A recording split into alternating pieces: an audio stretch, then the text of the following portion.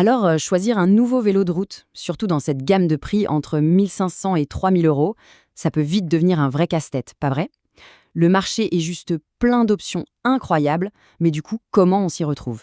Eh bien, c'est exactement ce qu'on va décortiquer ensemble aujourd'hui. Et voilà le cœur du problème. Est-ce qu'on part sur du carbone ou plutôt de l'aluminium? Est-ce qu'on cherche la performance pure ou avant tout le confort? C'est vraiment le dilemme. Pour y voir plus clair, il faut d'abord comprendre ce qui compte, vraiment. Ok, voilà le plan de match pour s'y retrouver. On va d'abord voir comment décoder le vélo parfait pour soi. Ensuite, on va plonger dans trois grandes familles, les bombes en alu, les super polyvalentes en carbone et les machines de course. Et à la fin, on verra comment tout ça nous mène au choix final. C'est parti. Allez, première étape super importante. On va apprendre à décoder le vélo idéal. Parce qu'avant même de regarder les modèles, il faut savoir quoi regarder. Et pour ça, il y a 5 clés. Voilà, les 5 piliers. D'abord, la qualité du cadre, c'est un peu l'âme du vélo, ça définit son caractère. Ensuite, le groupe, pensez-y comme le moteur et la boîte de vitesse. Le confort, bien sûr, c'est essentiel pour tenir la distance. Le poids, le nerf de la guerre pour l'efficacité, surtout en montée. Et enfin, évidemment, le rapport qualité-prix. Si on maîtrise ces 5 points, on a déjà fait une grosse partie du chemin. Justement, un petit focus rapide sur ce fameux groupe parce que c'est un mot qui va revenir tout le temps. En gros, c'est tout ce qui gère les vitesses et les freins. Et dans notre budget, les noms à retenir ce sont Shimano 105 et Ultegra. C'est vraiment des références en termes de fiabilité et de performance et c'est un super indicateur de la qualité générale du vélo. Bon, commençons avec notre première catégorie, les vélos en aluminium, les powerhouses en alu. Leur gros point fort, c'est qu'ils offrent une rigidité et une réactivité qui se rapprochent vraiment des vélos de course, mais sans le prix du carbone. C'est très très intéressant. Et là, on a l'exemple parfait de deux philosophies qui s'opposent. D'un côté, on a le Cannondale CAD13. Lui, il mise tout sur la performance brute. On a vraiment l'impression d'être sur un vélo de pro. Et de l'autre côté, l'Orbea H40. Lui joue la carte du confort, de l'endurance, pour les longues sorties, avec un rapport qualité-prix qui est juste exceptionnel. Deux super vélos, mais pour des pratiques complètement différentes. On passe maintenant à la catégorie qui, souvent, attire le plus de monde, les vélos en carbone qu'on appelle polyvalents. Et c'est pas pour rien, ce sont des machines qui sont conçues pour être bonnes, partout. C'est vraiment le mix parfait entre la nervosité pour les accélérations et le confort dont on a besoin pour enchaîner les kilomètres. Alors là, on voit bien que la catégorie est très riche. On a le design italien classieux du Willier.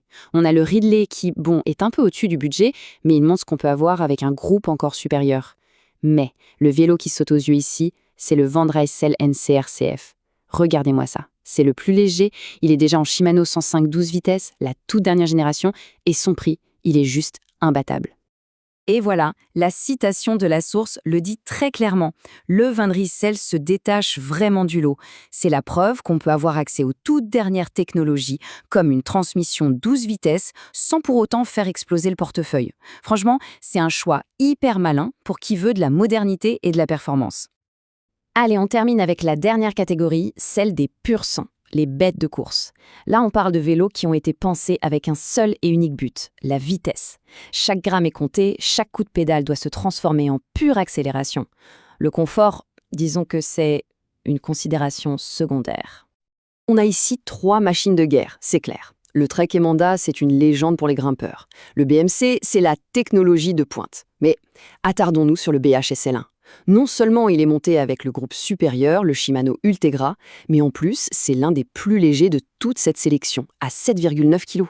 Ça, c'est grâce à son carbone très haut de gamme, le Tora T800, une fibre vraiment réputée pour son rapport poids-rigidité exceptionnel. Le verdict de l'expert sur ce BHSLL1 est sans appel. On parle bien d'une machine taillée pour la compétition, pour les cyclistes qui ne veulent faire aucun compromis. L'équation cadre ultra léger plus groupe ultra gras, ça en fait une véritable arme sur la ligne de départ. Bon, on a vu pas mal de vélos, les options sont plus claires maintenant. Mais alors, comment on fait le choix final? Parce qu'au-delà de la fiche technique, il y a des choses qui comptent encore plus. Et voici les 4 points à garder en tête.